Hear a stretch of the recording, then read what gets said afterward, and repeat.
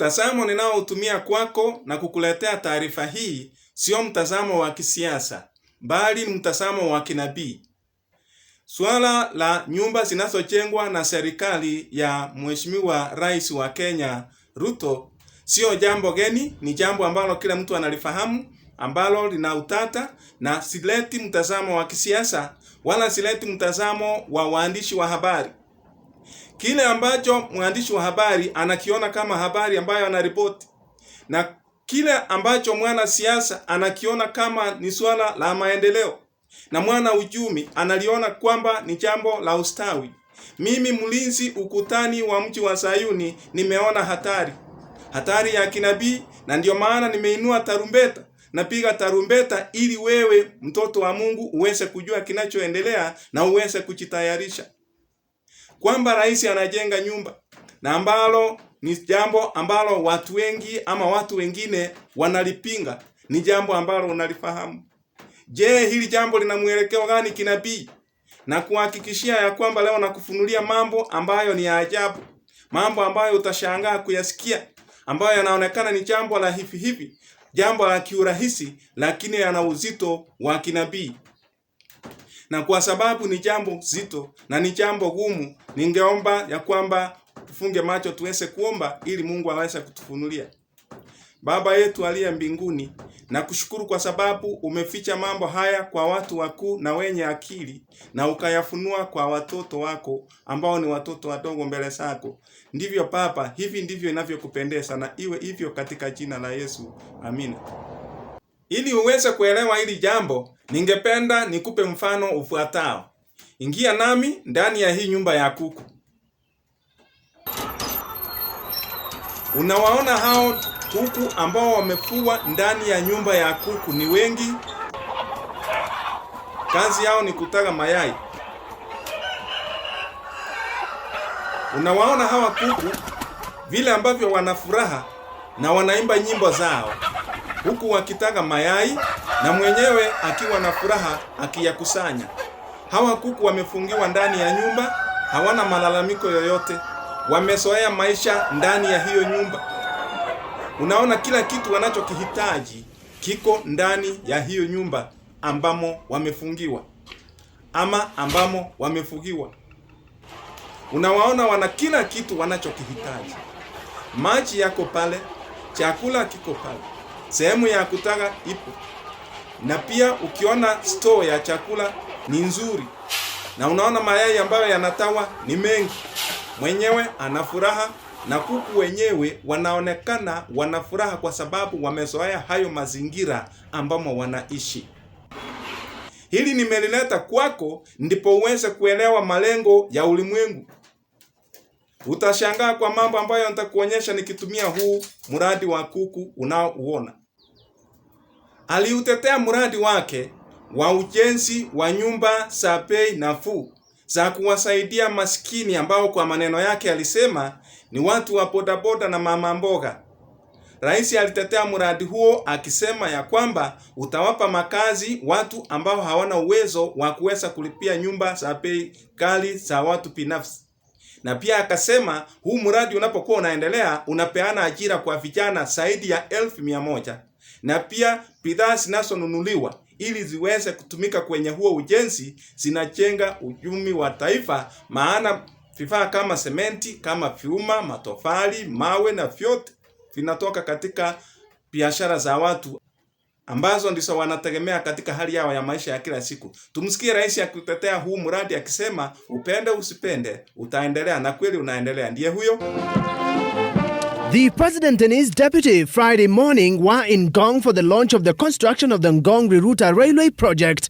The project, according to the President, will be part of the rapid transport system to ease congestion in the roads leading to the CBD. The President accused individuals behind the court case against the housing tax of being selfish. Watu wameenda kotini ati kujaribu kusimamisha. Mimi nawauliza, wewe unaenda kusimamisha kwa sababu uko na uwezo ya kulipa 40,000. Huyo mama mboga na bodaboda wenye hawawezi kulipa 40,000 kwenda mbele, hii mradi ambaye itampatia nyumba yenye itawezana na mfuko yake, wewe unataka kuzuia kwa sababu gani? Hii Kenya si ya watu matajiri peke yao. Hii Kenya ni ya Wakenya wote bwana. Hata wale wa chini wako na haki katika hii Kenya. Huu mradi wa ujenzi unapokuwa unaendelea nchini na sana sana Nairobi, rais anasema atabadilisha mtaa wa mabanda wa Mukuru kwa Njenga. Nyumba zitajengwa huko, siubadilishe huu mtaa mpaka uwe kama Europe. I want to ask you to go to Mukuru. We are building 14,000 houses in Mukuru. If you go today to Mukuru, you will not think it is a slum. So you will think it is in Europe. Tuandamane naye kwa sababu ndiye huyo anaelekea Mukuru kwa Njenga kuona hizo nyumba vile ambavyo zinaendelea kujengwa. Na kwa hakika ujenzi unaendelea tena kwa haraka sana.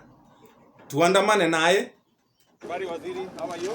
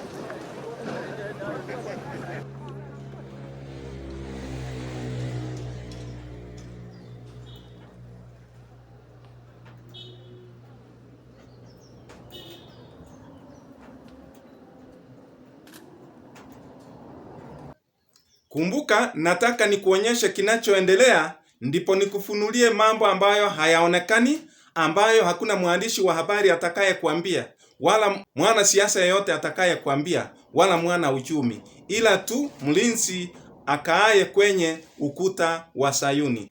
Na ukweli, nyumba zinaendelea kujengwa, na anasema atajenga nyumba zaidi ya 200,000 kila mwaka kwenye maeneo mbalimbali, hata kwenye counties, lakini kwa sasa ameanzia kwenye mitaa ya Nairobi. Na nitakuonyesha mengine mengi yanayoendelea Nairobi, na nitakupatia mwelekeo wa kinabii.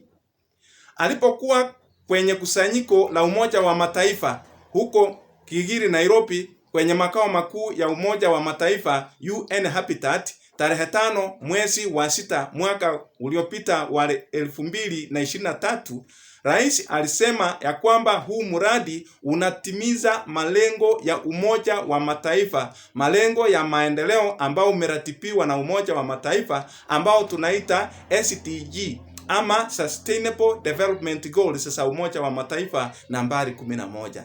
Na anapoelezea, ningependa usikie vile anavyotumia maneno kama green building, green spaces, low carbon energy use, low carbon transport solutions na no use of fossil fuels. Hayo ni maneno ambayo ningependa uyasikilize, ndipo utajua malengo ya haya majengo kwamba ni ya climate change.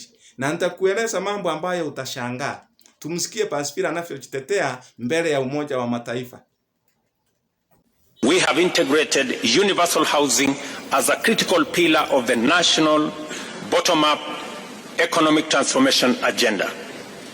Into the housing program, we have further mainstreamed sustainable urban practices of green building, green spaces, adoption of low carbon energy use, including low carbon transport solutions, as well as urban agriculture and effective waste management. The governor of Nairobi informed me this morning that he made sure that all the delegates were transported on buses that do not use fossil fuels. That all the buses that were used to transport delegates here were using green energy. Vile rais aliwarai viongozi wa kaunti mbalimbali ambao tunaita governors, akiwashawishi ya kwamba wakubaliane na huu mradi. Na ni mradi ambao una both national interests and international interests. Sana sana international interests ama external interests. mazirai ya mataifa ama nguvu fulani za nje ya nchi ya Kenya ndizo zinasimamia huu mradi na ndizo zinatazama sione ni nini kinachofanyika katika nchi ya Kenya.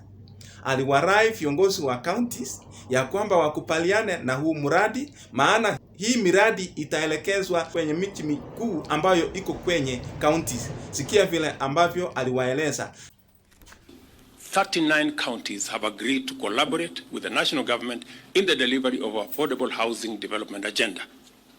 The Affordable Housing Bill 2023, which has been tabled in Parliament, is intended to facilitate the implementation of the program after the court decided that they needed clarity in how we are going to deliver this program. Kinachoendelea kuthibitika ni kwamba ujenzi wa hizi nyumba za bei ya chini ambazo zinajengwa mjini Nairobi na zitajengwa kwenye miji mikuu kwenye counties, unaona kwamba msingi wake ni kusaidia climate change.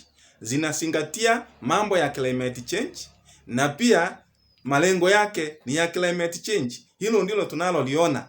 Linaonekana wapi? Rais amesema vizuri sana alipokuwa anaongea kwenye UN Habitat.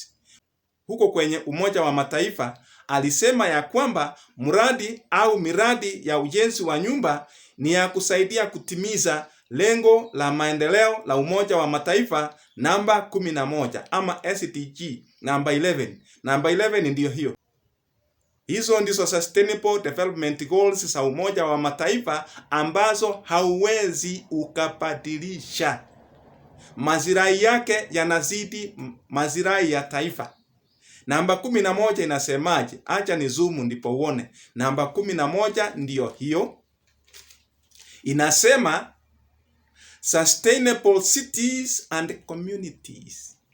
Lengo la Umoja wa Mataifa ni kuwa na miji mikuu na jamii ama communities ambazo siko sustainable, ambazo unaweza ukatunza, ambazo unaweza kuziongoza ama kuzielekeza vile unavyoweza, sustainable.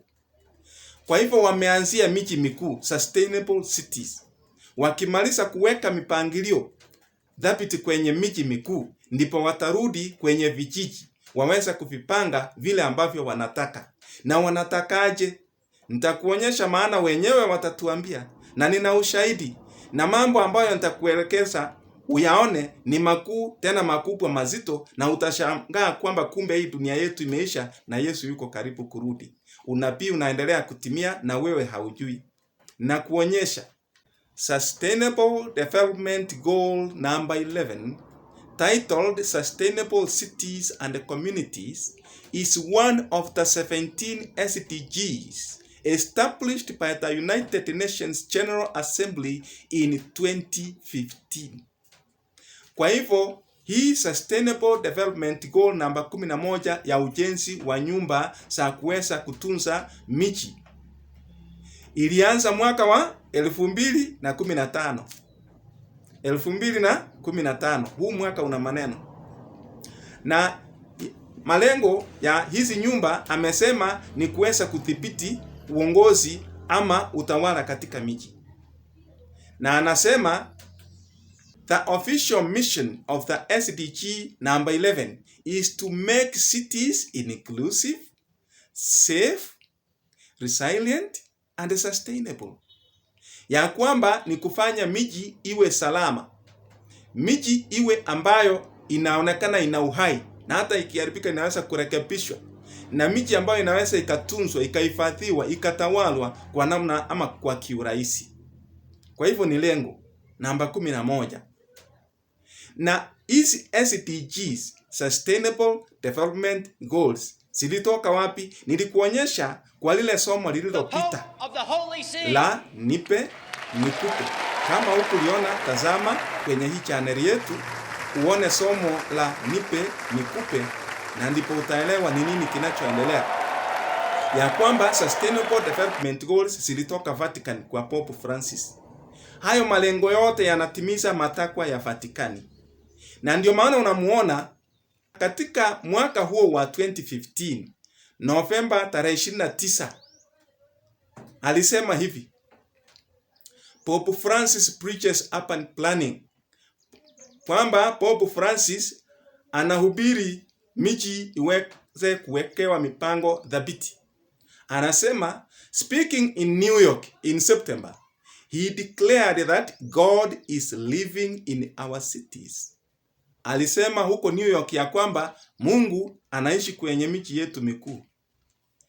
Ila sijui ni Mungu gani, kwa sababu Mungu Baba muumbaji mtakatifu wa mbingu na nchi anaishi mbinguni na sio kwa hii miji yetu michafu ambayo imekuwa kama Sodom na Gomora. Kwa hivyo huyo Mungu wa Pope Francis ambaye anaishi kwenye miji mikuu sijui ni yupi, atatuelezea. Ila anaendelea kusema, speaking in New York in September, he declared that God is living in our cities and celebrated urban diversity while condemning the roar of traffic and smoke.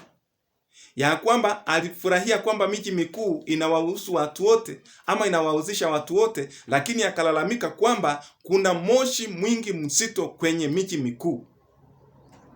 In Praise P, an encyclical released in May that was focused on the environment, Francis also examined current models of development that he said included the disproportionate and unruly growth of many cities. Ya kwamba alilalamika kwamba miji mikuu inaendelea kupanuka kiholela bila mipangilio dhabiti, na akasema ya kwamba inatakikana iwekewe mipango mizuri ya maendeleo. Akasema those cities are threatened by toxic emissions, kwamba hiyo miji hatari yake inatokana na moshi mwingi. Hapa ni chaos, michafuko kwenye miji mikuu, poor transportation na mambo ya usafiri ambayo sio mazuri, artificial pollution and noise, na kelele nyingi na vitu vingi vinavyoonekana vya uchafu. Ndivyo alisema ya kwamba viko kwenye hiyo miji mikuu. Akasema anataka miji mikuu iwekewe mipango thabiti iweze kuwa miji ambayo inaweza kutunzwa na kutawaliwa vizuri. Kwa hivyo swala la miji mikuu kuweza kujengewa nyumba nyingi za makazi zina malengo yanayohusu climate change ambayo yanatimiza matakwa ya Umoja wa Mataifa ikishirikiana na Vatikani. Nilikueleza kwenye somo letu la nipe nikupe ya kwamba ukisikia neno climate change ujue ni ibada ya lazima ya Jumapili. Nilithibitisha, nikakuonyesha ushahidi, na kama hujaona basi fungua huko uone, ndipo utaweza kuelewa haya ninayoyasema leo. Baada ya mwaka wa 2015 ambapo ndipo Umoja wa Mataifa ulichukua zile hatua za climate change, na nikakuonyesha kwamba kwenye zile hatua kulikuweko na suala la ibada ya Jumapili. Kuanzia huo mwaka tunaona mambo yameendelea polepole.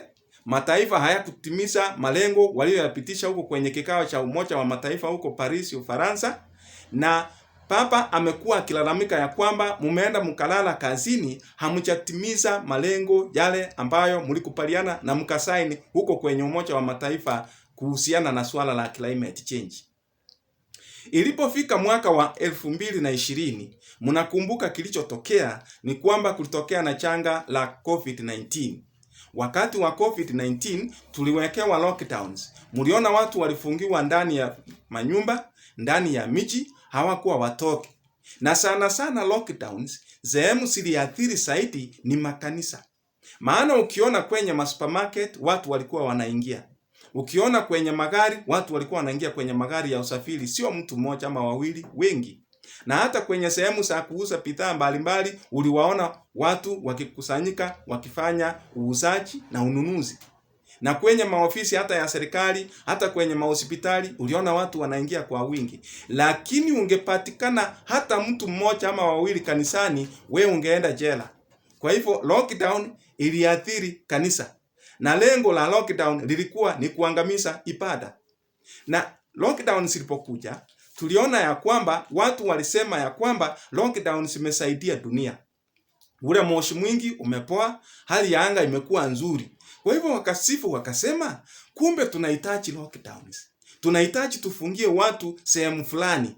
Lakini kwa sasa ni vigumu, maana mliona vile ambavyo polisi walikuwa wanafukusana na watu ambao walikuwa wamekusanyika, wengine vijijini. Sana sana kwenye miji mikuu ndipo kulikuwa na hatari kubwa. Unapatikana nje wakati ule ambapo quarantine ilikuwa imewekwa, unashikwa. Watu wakawa wanafukusana na polisi. Ndipo sasa miradi ama mipango thabiti ikaanza kuonekana. Mipango gani? Ndio hii ambayo nataka nikuonyeshe. Wakaanza swala la mradi wa SDG namba 11. Wakasema sasa tunataka tupange miji mikuu, tuweke mipango thabiti ya kwamba iwe miji ambayo inaweza ikatawaliwa kiurahisi. Tutaifanyaje? Likaanza swala linaloitwa 15-minute city. Nadhani umelisikia, na kama hujalisikia vizuri na kuelezea leo na utashangaa. Na hiki kitu wanachokiita 15-minute city ama mji mkuu wa dakika 15 inamaanisha nini? Na tena wanaita mixed use developments. Hiyo ndio lugha wanayotumia wanapoeleza mambo ya 15-minute city. Wacha wenyewe watuambie, usije ukasema ya kwamba ni mambo yangu.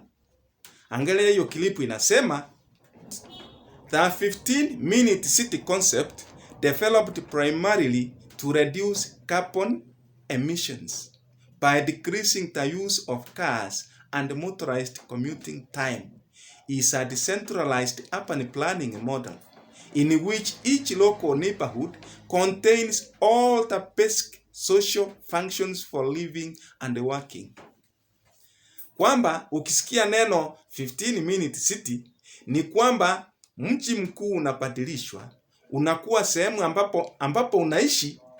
Hauwezi ukatembea zaidi ya dakika 15 kabla haujapata kila unachokitaka. Iwe ni duka, iwe ni shule, iwe ni hospitali, iwe ni kilabu ambapo unataka kwenda kulewa, iwe ni hoteli, chochote kila, hata kama ni gym, chochote kila ambacho unakitaka kinapatikana kwa mwendo ama katika hali ya mwendo wa dakika 15 tu. Kiurahisi. Mahali huko tu in 15 minutes, kwa dakika 15 tu umepata kila unachokitaka. Kwa hivyo mipangilio ikaanza kuwekwa kwenye miji mikuu ya kwamba mambo yaletwe karibu kwenye makazi ya watu, kila kitu kipatikane hapo.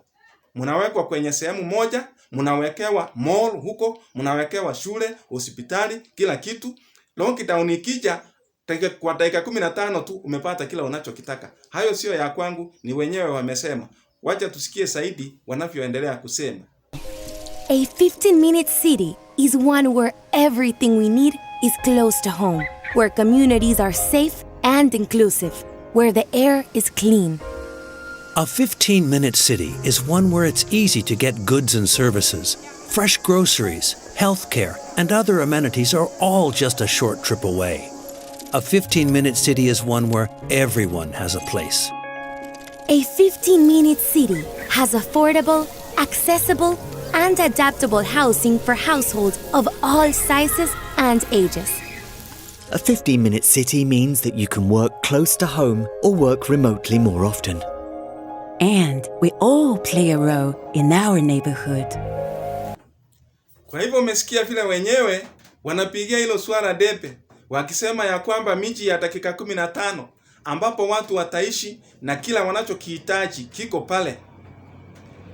Wakasema hilo ndio swala linaweza likasaidia miji mikuu iweze kuwa manageable, iweze kuwa sustainable, iweze kutawalwa kiurahisi. Watu wasisumbue vile walivyokuwa wanasumbua kipindi cha corona. Wamesema wenyewe. Alafu ona vile wanavyosema hapa, na ili ndilo fungua macho. Ona vile hili jarida linasema 15-minute cities, the 25 best in America. Anasema pandemics are tragic and scary. Ya kwamba majanga ya ugonjwa ama pandemics kama corona ni jambo ambalo linaua, ndio, na linatisha, ndio, lakini lina uzuri. Ndivyo wanavyosema. Ona vile anasema.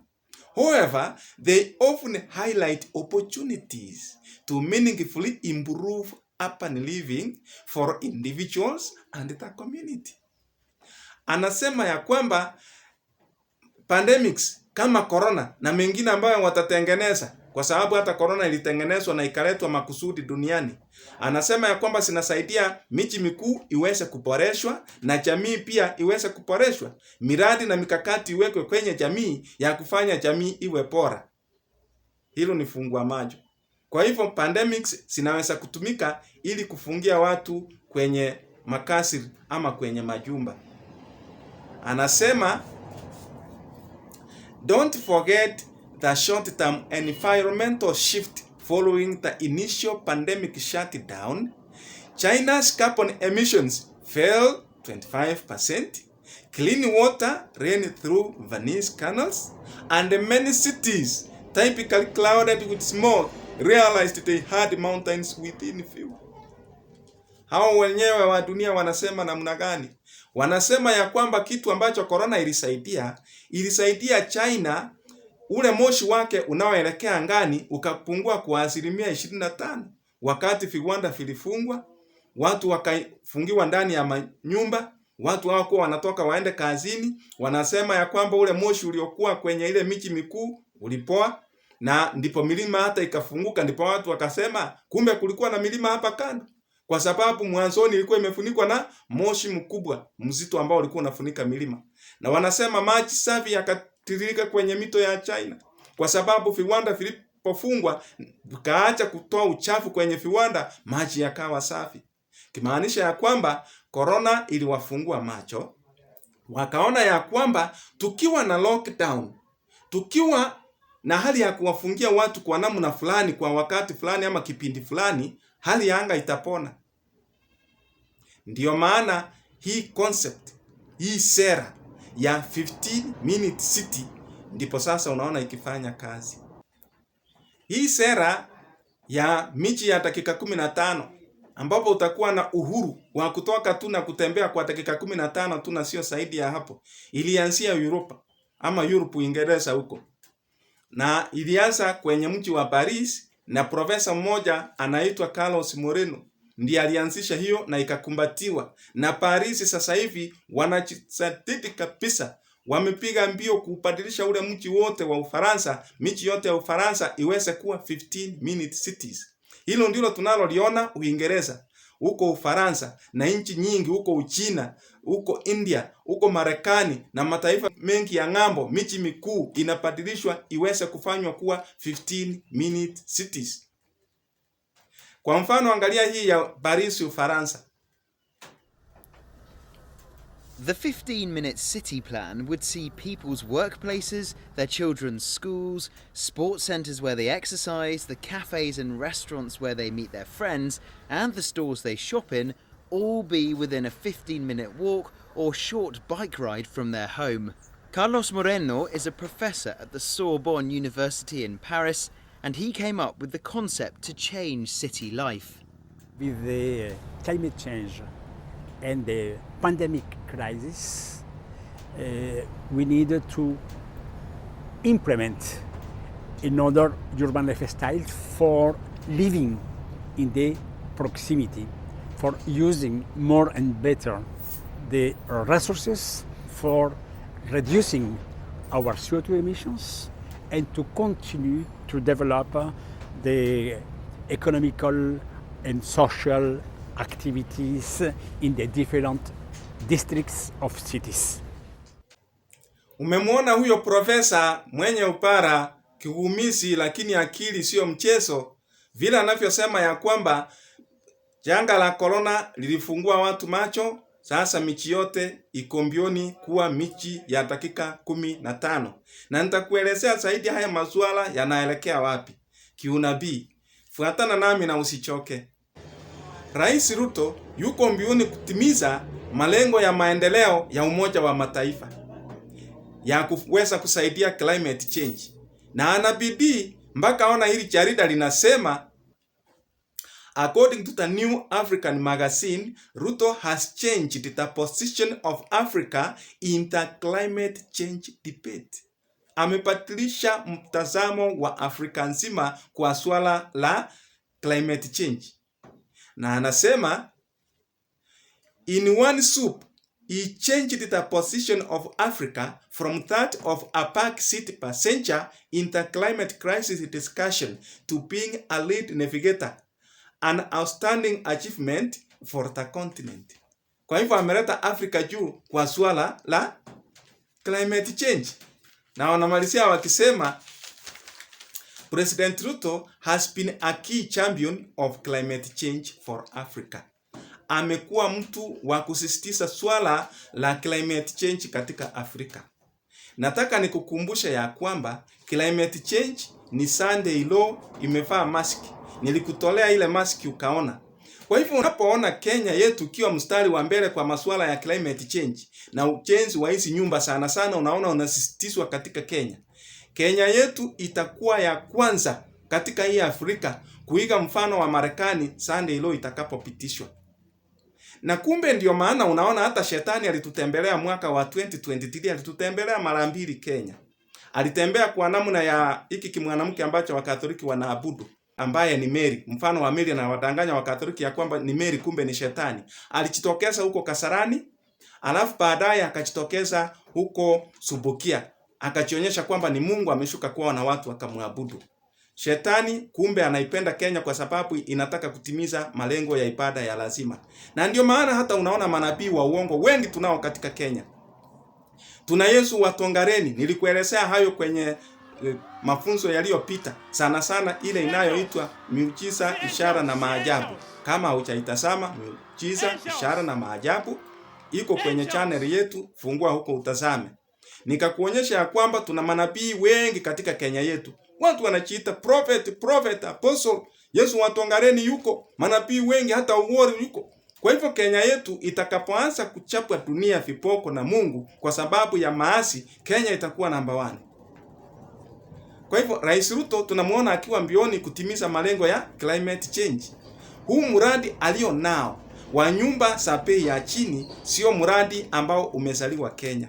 Ni mradi wa nje na ni mradi ambao unasisitizwa na Umoja wa Mataifa na umetoka Vatikani. Malengo yake miji kuweza kutunzwa kwa namna ambapo ugonjwa ukitokea ama dharura yoyote ikitokea, watu waweza kufungiwa bila kusumbua, kama wale kuku niliokuonyesha. Na usishangae nitakapo kuonyesha ya kwamba sio mradi wa nyumba za Ruto peke yake ndio unaendelea Kenya yetu. Kuna ujenzi wa majumba ya ajabu ya 15 minute cities Kenya, na inafanywa kwa haraka. Marekani, Yuropu, Uchina, haya mambo yanaendelea spidi sana. Majengo yamejengwa ya ajabu, nitakuonyesha na nikuonyesha malengo yao vile yanaendelea kutimia na vile wenyewe wanavyosema, sio mimi. Sasa kwa mfano, Kenya hii sio miradi ya nyumba ya Ruto peke yake. Kuna mradi ambao unaendelea wa ujenzi ambao unaitwa Tatu City. Ndio hiyo. Tatu City ndio hiyo, na it's a 15 minute city. Ni mji ambao unazingatia swala la climate change na kufanywa uwe 15 minute city. Mji ambao wakaazi wake kwa hatua za dakika 15 tu, mwendo wa dakika 15 utakuwa umepata kila kitu mahali ambapo unaishi. Kuna majumba ya kuishi, kuna majumba ya biashara, majengo ya mashule na majengo mengine mengi ambapo watu wataweza kutunzwa na kulindwa kulingana na vile ambavyo dunia inataka. Kwa sasa inaonekana kama ni miradi ambayo haina kasoro. Ni miradi mizuri, miradi ya maendeleo, itafanya watu wapate vyumba vya kuishi vya makao rahisi, lakini baadaye ndipo sasa haya mambo yatakapogeuka, watu waweze kuelewa kumbe hili ndilo lililokuwa lengo. Kwa sasa ni ujenzi.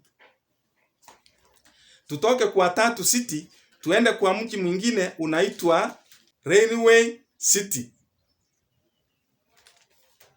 Railway City ni mji ambao unajengwa huko Kenya Railway Station Nairobi. Na ni mji mkubwa sana ambao nao it's a 15 minute city. Ona vile ile jarida linasema ya kwamba kazi ya ujenzi imeanza. Na hili ni jarida la Februari 14, 2023. Inasema work begins on much awaited Nairobi Railway City. Speaking during the groundbreaking ceremony on December 7, 2022, UK Foreign Secretary James cleverly said the Nairobi Railway City was expected to serve as a template for other projects that the UK seeks to implement in Africa. Kwa hivyo unaona ni kina nani wanajenga? Serikali ya Uingereza imetia moyo na pesa kujenga huo mji, huo 15 minute city, na wakasema sio huo tu, na mingine mingi ambayo watajenga katika Afrika. Kwa hivyo hii miji inajengwa kwa mbio, kwa makusudi, ili malengo yaweze kutimia vile ambavyo wakuu wa dunia wanataka. Sasa ndio huo uone huo mji wa Railway City. Nairobi Railway City, Kenya. Nairobi Railway City is a project that is to be undertaken on 172 hectares of land adjacent to the Nairobi Central Business District.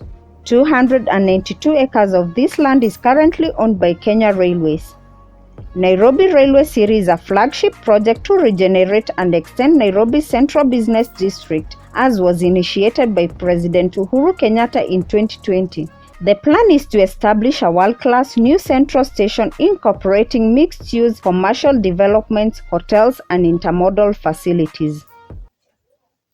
Mji mwingine wa 15 minute city ambao unaendelea kujengwa huko Nairobi ni wa familia ya Kenyatta. Familia ya Kenyatta inatumia shilingi bilioni 500 kujenga city ya Kenyatta. Wapi? Huko Ruiru, kilomita 15 kutoka Nairobi. Huo ni mji wa familia ya Kenyatta na it's a 15 minute city. Nao ndio huo, na hata mradi wa ujenzi umeanza na unaendelea. Na majengo ndio hayo unayoyaona. Majengo ndio hayo yanayoonekana. Yanaendelea huko Ruiru ambayo Kenyatta anaendelea kujenga.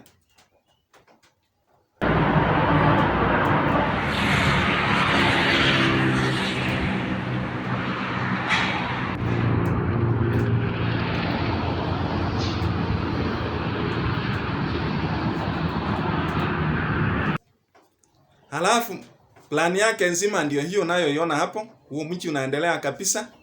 Hiyo ndio plani yake na unaendelezwa kwa kasi sana. Ni kazi inafanywa haraka sana. Majengo hayo kwa muda mchache utayaona vile ambavyo yatang'aa, na yakimalizika, hiyo miji yote ikimalizika.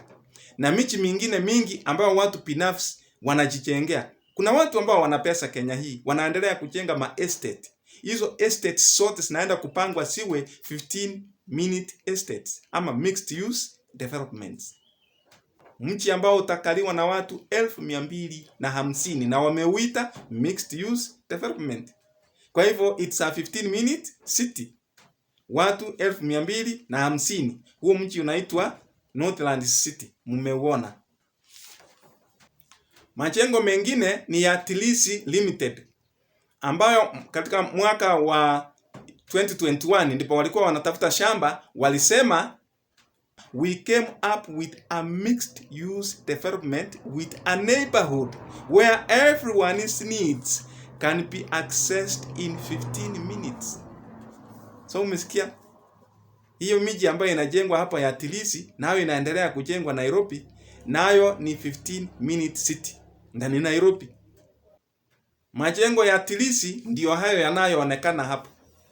Yamejengwa, yamekamilika, na mengine yanaendelea, na wanajenga mbio. Nyumba za kifahari, nyumba nzuri kweli, na kila kitu kiko pale. Nyumba zingine za bei ghali za mamilioni ya pesa kwa watu wanaojiweza, walio na pesa, na wengine wa uwezo wa chini, ndizo zile unazoona upande ule mwingine. Kila mtu atapata nafasi kule, na ni 15 minute city. Hiyo yote ni miradi ya maendeleo.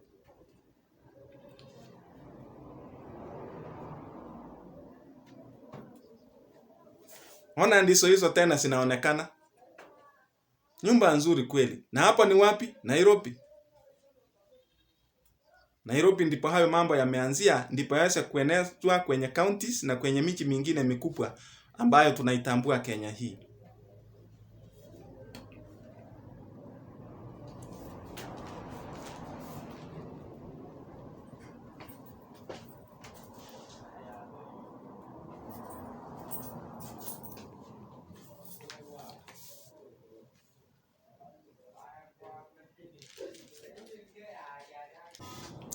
Mji mwingine pale pale Nairobi tena ambao unajengwa wa 15 minute city, eneo la 15 minute city ni sehemu inayoitwa Konza City ama Konza Technopolis.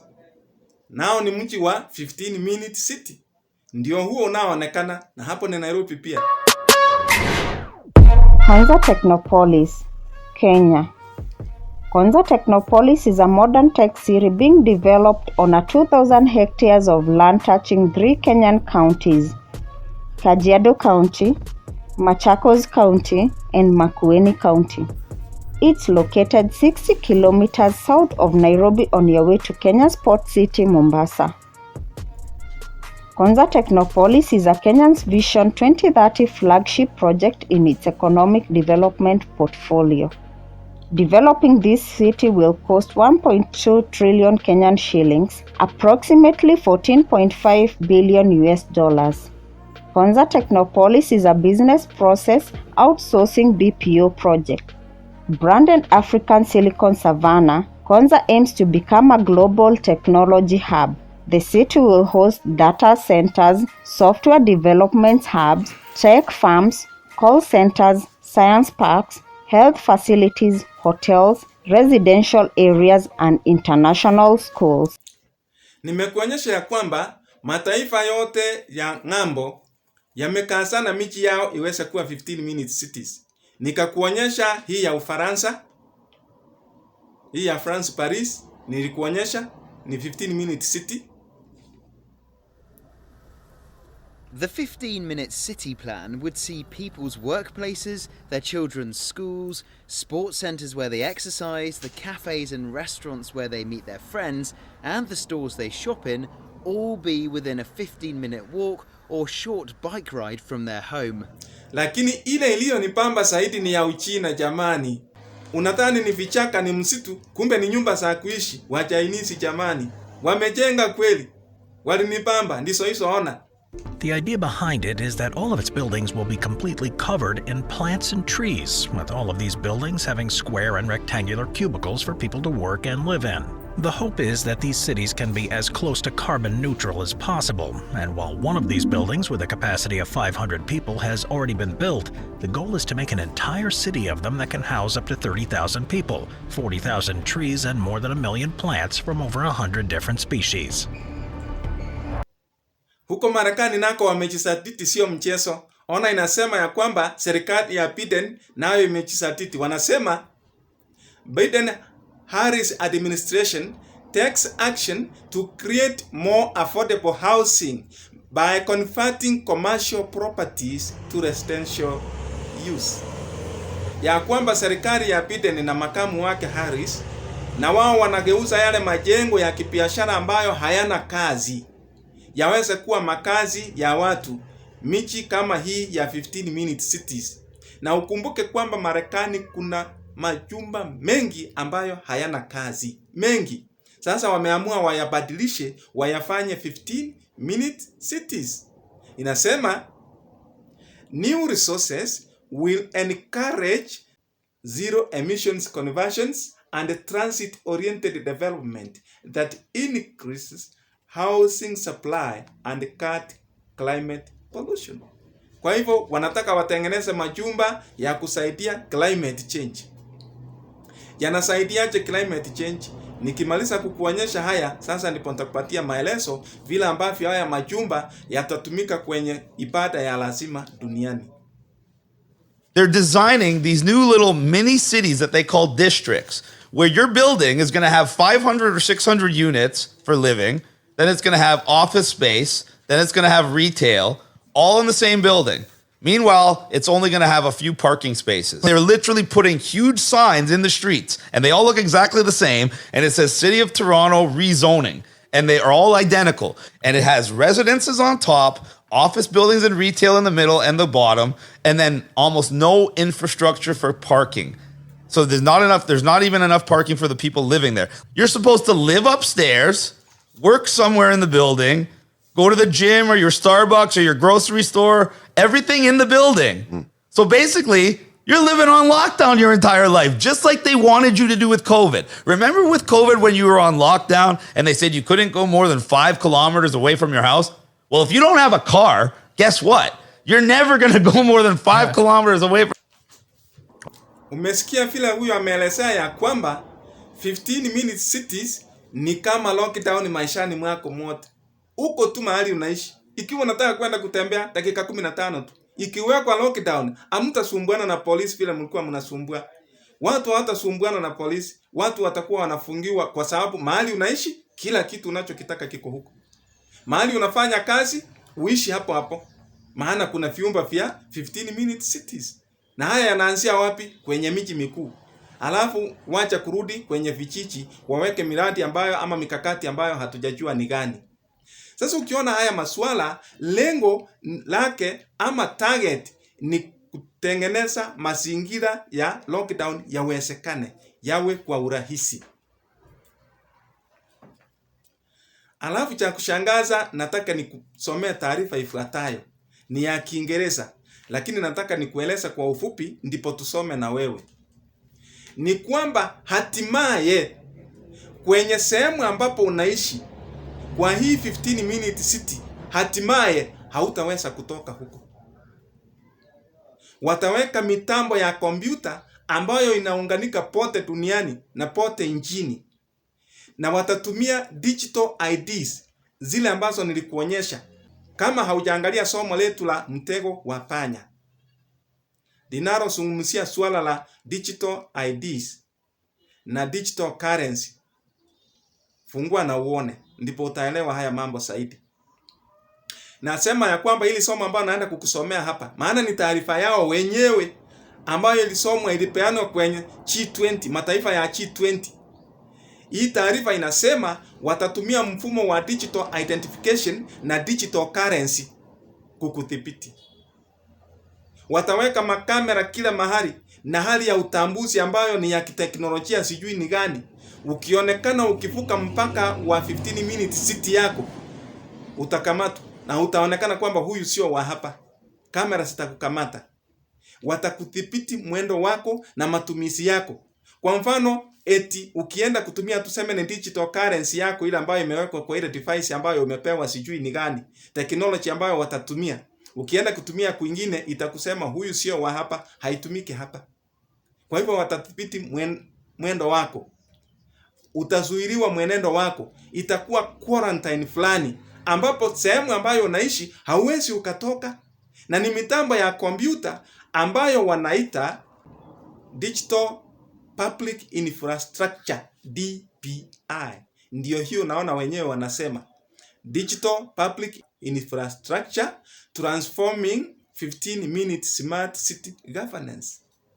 Kwa hivyo huu mfumo wa kidijitali wa kuweza kumulika watu wasifuke mipaka itasaidia 15 minute cities iwe smart cities, miji ya kidijitali ambapo unatambuliwa. Ukionekana tu kwingineko, mitambo inakupata. Hauwezi ukajificha, hauwezi ukatoroka, utaonekana tu. Wataweka makompyuta vile ambavyo watafanya, wao ndio wanajua. Huo mfumo tayari umetengenezwa, huo unaoitwa digital public infrastructure. Sikia basi vile wanavyosema, nimekueleza kwa Kiswahili, sasa tusome na wewe ndipo uhakikishe. Tuanze.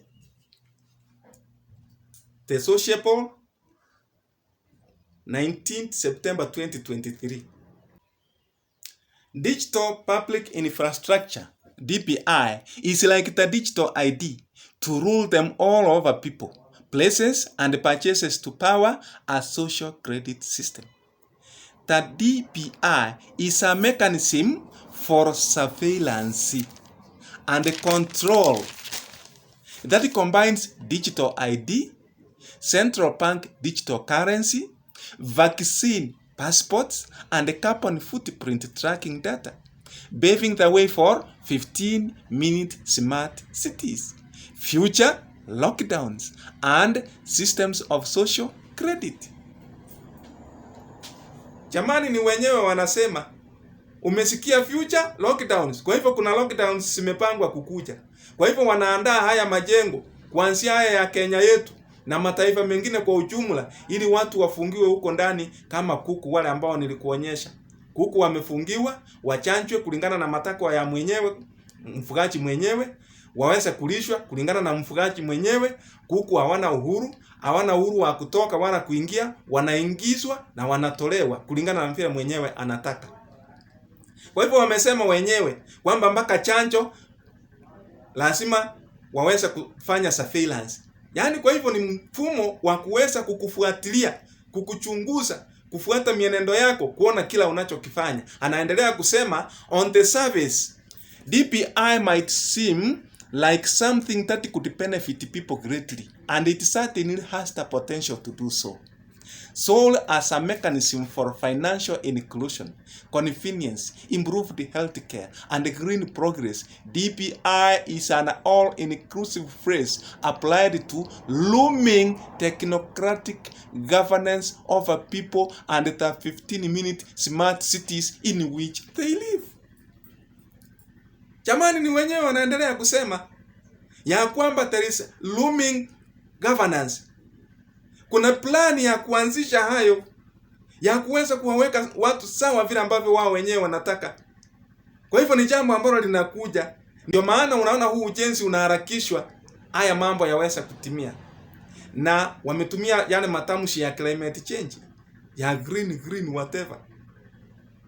Anaendelea kusema, the latest G20 India Leaders Declaration describes DPI as an evolving concept run by public and private entities, the fusion of corporation and state. Kwa hivyo, hili ni jambo ambalo lilisainiwa wapi? Na mataifa ya G20. Wapi? Huko India. Walipokutana mataifa ya ulimwengu ya G20. Ni jambo ambalo limepangwa, ambalo haliwezi likabadilishwa. Anaendelea kusema, digital public infrastructure is an evolving concept, and as a set of digital systems built and leveraged by both the public and the private sectors, based on secure and resilient infrastructure, and can be built on open standards and specifications, as well as source software, can enable delivery of services at societal level. Kwa hivyo mipango imekamilika. Usione hivi mambo ambayo yanaendelea watu wa Mungu hawajui. Watu wa Mungu wamelala hawajui.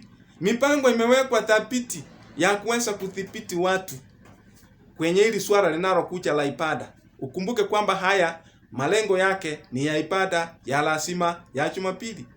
Hautaweza kununua wala kuuza usipokubali. Mambo ya digital nilikuelezea hayo. Tuendelee kusoma hayo lesson mengi, lakini yatatusaidia maana yanatufungua macho. Anasema, in fact the EU Commission President Ursula von der Leyen told the G20 that vaccine passports, also known as digital health certificates, were one example of DPI in action. Ya kwamba ile ambayo ukifika tuseme unataka kwenda nchi fulani, unaomba passport ya health, yani ya chanjo. Iko kwenye mambo ya kidijitali. Inaonyeshwa na inaonekana. Akasema huo ni mfano wa digital public infrastructure. Haya mambo ya kukutambua na kukusuilia kila mahali uendako unatambulika, unajulikana tu. Hata hakuna haja ya kujieleza. Mitambo inakuangalia tu, inasema huyu ni kutoka mahali fulani, huyu yuko hivi. Taarifa yako yote iko, kwa maana mambo yote yatakuwa yameunganishwa kimtambo. Wamesema wenyewe kwa hiki Kiingereza ambacho tumesoma. Maelezo ni mengi. Kinachoonekana ni kwamba hizi nyumba zinazojengwa 15-minute cities ni mpango ama ni vituo vya lockdown centers, ili watu wache kulazimishwa na kusukumwa mpaka wapokee alama ya mnyama Jumapili itakapopitishwa, ili iwe rahisi kuwafuatilia wale wanaokataa, wasinunue, wasiuze, wasitoke, waweze kunyanyaswa, kusukumwa, kuteswa mpaka waweze kukubali. Ni mpango wa kishetani. Mpango wa Mungu je, ulikuwa kwamba watu waweze kuishi kwenye vivyo vyumba ambavyo vimekaa pamoja na ambavyo vinaangaliana? Hapana. Mtumishi wa Mungu anasema, Country Living page 6 paragraph 5, it was not God's purpose that the people should be crowded into cities, huddled together in terraces and tenements. Halikuwa kusudi la Mungu kwamba watu wajazane kuishi kwenye miji mikubwa, wakilindikizwa pamoja ndani ya vyumba virefu vya kupangisha vinavyoangaliana. Mpango wa Mungu ilikuwa kwamba watu wasambae, waishi pale na pale na pale, ili aweze kutunza uovu usisambae, uovu usienee. Na ni nini kitafanyika? Mtumishi wa Mungu anasema miji mikubwa na haya majengo yote yanayoendelea huko itapomolewa. Mungu ataiangamiza uovu ukizidi. Anasema katika kitabu cha Last Day Events, page 115, paragraph 2, I am bidden to declare the message that cities full of transgression and sinful in the extreme will be destroyed by earthquakes, by fire, by flood. Nimeagizwa nitangaze ujumbe kwamba miji mikubwa ambayo imejaa uovu na yenye dhambi kupita kiasi itaangamizwa kwa mitetemeko ya ardhi, kwa moto na kwa mafuriko. Alafu anaendelea kusema kwamba haya majengo ya kifahari yatapomolewa. Katika kitabu cha Last Day Events, page 112, paragraph 1 anasema costly mansions, marvels of architectural skills will be destroyed without a moment's notice when the Lord sees that the owners have passed the boundaries of forgiveness. Ya kwamba majumba ya kifahari yanayoshangaza kwa ustadi wa ujenzi wao yataangamizwa bila kutaarifiwa, Bwana anapoona kwamba wamiliki wa hayo majumba wamevuka mipaka ya msamaha. Ikimaanisha ya kwamba Mungu akiona wametenda dhambi isiyoweza kusamehewa, hayo majengo yao atayapomoa. Dhambi isiyoweza kusamehewa. Hilo somo liko kwenye mtandao wetu, kwenye chaneli yetu. Fungua uweze kutazama na utajua dhambi isiyoweza kusamehewa ni gani. Kwa hivyo mtumishi wa Mungu alionyeshwa ya kwamba hii miji na majengo ya kifahari ambayo yanajengwa kwa sababu ya dhambi kuongezeka, hayo majumba Mungu atayapomoa kwa moto, kwa mitetemeko ya ardhi ama kwa mafuriko. Alafu anasema ya kwamba tunapoona hali kama hizi, watu wa Mungu watumie akili ya mbinguni na wajipange sawa sawa, wajipange kuondoka kwenye miji mikubwa na waweze kupata makao kwenye vijijini, mashambani, waweze kukuza chakula chao, wasije wakapanwa kwenye miji mikubwa. Mtumishi wa Mungu anasema katika kitabu cha Last Day Events, page 99, paragraph 4, anasema again and again the Lord has instructed that our people are to take their families away from the cities into the country where they can raise their own provisions, for in the future the problem of buying and selling will be a very serious one.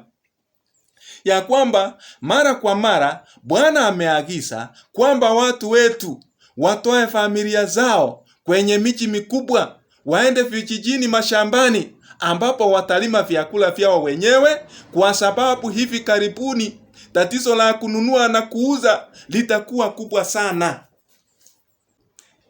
Anaposema hivi, sio tatizo la kununua lile la alama ya mnyama, ni tatizo la kununua na kuuza. Mnakumbuka kipindi cha corona, wakati wa lockdowns, maeneo kama miji za nchi za ng'ambo, watu walikuwa wanafungiwa pamoja. Watu wanaenda tuseme ni kwa supermarket, kwa mta fulani ambao umewekwa. Alafu unaambiwa ya kwamba chakula unanunua kiasi fulani hiki. Hiki usinunue, hiki nunua. Unawekewa vikwazo vya ununuzi. Sasa haikuwa hali eti ununue unavyopenda. Unanunua kulingana na maagizo. Ndio maana anasema, na alionyeshwa hali hii kwamba inakuja, kwamba watu watawekwa pamoja kwenye vyumba, wafungiwe, na shida ya kununua itatokezea. Utashindwa cha kukula, utashindwa cha kuvaa, kwa sababu hautaweza kununua wala kuuza alama ya mnyama inapotangazwa. Kwa hivyo ni mikakati na ni miradi imewekwa dhabiti ya kuweza kukaribisha ile alama ya mnyama iweze kufanya kazi. Anasema watu wa Mungu wanapoona hivi waende vijijini, ikimaanisha kwamba hii system ambayo inaendelea kuwekwa kwenye miji mikubwa ni vigumu kuiweka kwenye vijiji. Vijijini watakuja kutumia hatua zingine ambazo wameziweka. Unajua mambo wamepanga, wamemaliza. Sio eti ni kitu ambacho wataenda kufikiria. Wameweka miradi yote tangu 2015, hiyo imeisha. Sasa ni kuimplement. Wanaanza na miji mikubwa. Na hivi karibuni utasikia Jumapili ikitangazwa. Na ikitangazwa ndipo utaona mambo makubwa. Ndipo utaona vikwazo vikubwa. Ndipo mambo mengi yataeleweka, kumbe ilikuwa hivi. Kumbe ile lengo lake lilikuwa hivi. Kwa sasa hatuwezi tukaelewa mambo mengi kuhusu Sunday Law.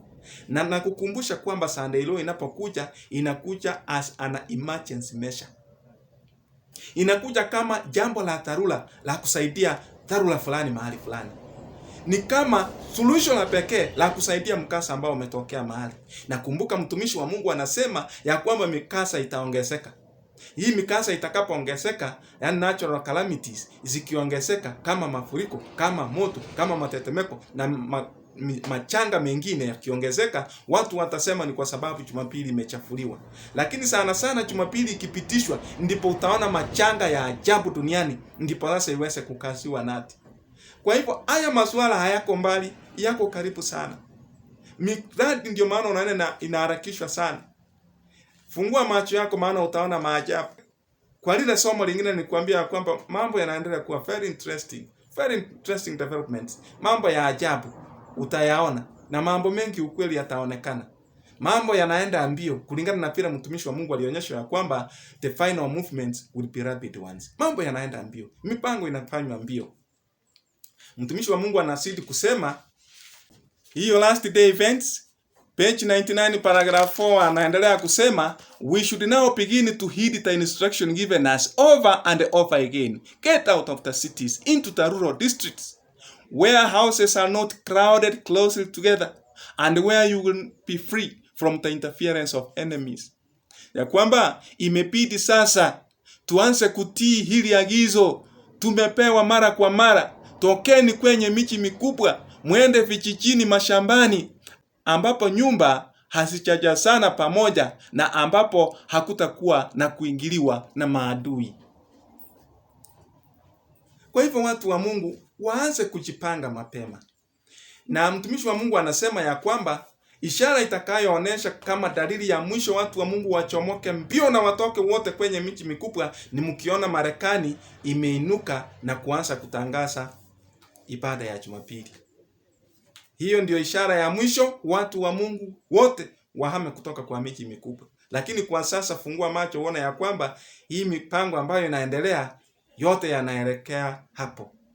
Wamesema ni surveillance, kwamba utaonekana tu kwenye hii miji mikubwa, utachunguzwa, utaangaliwa, utamulikwa. Alionyeshwa hayo yote. Mpaka akaonyeshwa kwamba itafikia hali ambapo utazuiliwa kwenye miji mikubwa mpaka hata ukitaka kutoka hautaweza kutoka. Hautaweza kabisa. Katika Country Living page 11 paragraph 1. But ere long there will be such strife and confusion in the cities that those who wish to leave them will not be able. We must be preparing for these issues. This is the light that is given me. Lakini muda usio mrefu kutakuwa na hali ya mizozo na sintofahamu kwenye miji mikubwa kiasi kwamba watakaotaka kuihama hawataweza. Lazima tuwe tunajitayarisha kwa mambo haya. Hii ndiyo nuru ambayo nimepewa. Alipewa nuru ya kutosha. Aliyaona hayo yote. Na sisi sasa hivi ndipo tunaanza kuyaona yakitekelezwa. Na mengine mengi ambayo hatuyajui. Kuna siri nyingi, mipango mingi ya siri ambayo hatujui ni gani, lakini lengo ni kuja kuwakasia watu nati. Kwa hivyo lengo la haya majengo unayoyaona duniani, japokuwa viongozi wetu hata rais wetu ana nia njema katika ujenzi huu na wengine duniani, lengo ni kwamba wakuu wa giza wanaweka mikakati, mipango thabiti ili wacha kuwazuia watu, kuwaongoza na kuwafanya waabudu kulingana na anavyotaka shetani kupitia kwa maajenti wake. Ni kwamba watu watawekwa kwenye viumba. Itakuwa rahisi kuwatawala, kuwazuia wasimwabudu Mungu kulingana na roho na kweli, kulingana na vile neno la Mungu linavyosema. Kuwazuia watu wasimwabudu Mungu according to their conscience, kulingana na dhamira yao. Kwa hivyo hii ni mikakati ambayo imewekwa ya kisiri ambayo inatekelezwa kwenye miji mikuu kwanza. Ndio maana tunaagizwa kwamba watu wa Mungu wahame mijini na kuelekea vijijini. Vijijini itakuja kuwa vigumu kiasi mwanzo kuwazuia, lakini watapata uhuru wa kumwabudu Mungu na kuwaonya wenzao. Maisha ya mijini yatakuwa magumu kiasi kwamba watu hawataweza kumwabudu Mungu na kutunza Sabato. Watalazimishwa kuabudu Jumapili. Kwa hivyo hii ni sehemu ambayo imewekwa, ni sehemu ambazo zimetengwa ili kuweza kuwazuia watu wasiweze kufanya ibada ya kweli kulingana na neno la Mungu. Na sasa umehakiki na umeona ukweli wa neno alilolisema mtumishi wa Mungu katika Testimonies Volume 5 page 452 paragraph 1 ya kwamba while men are sleeping, Satan is actively arranging matters so that the Lord's people may not have mercy or justice.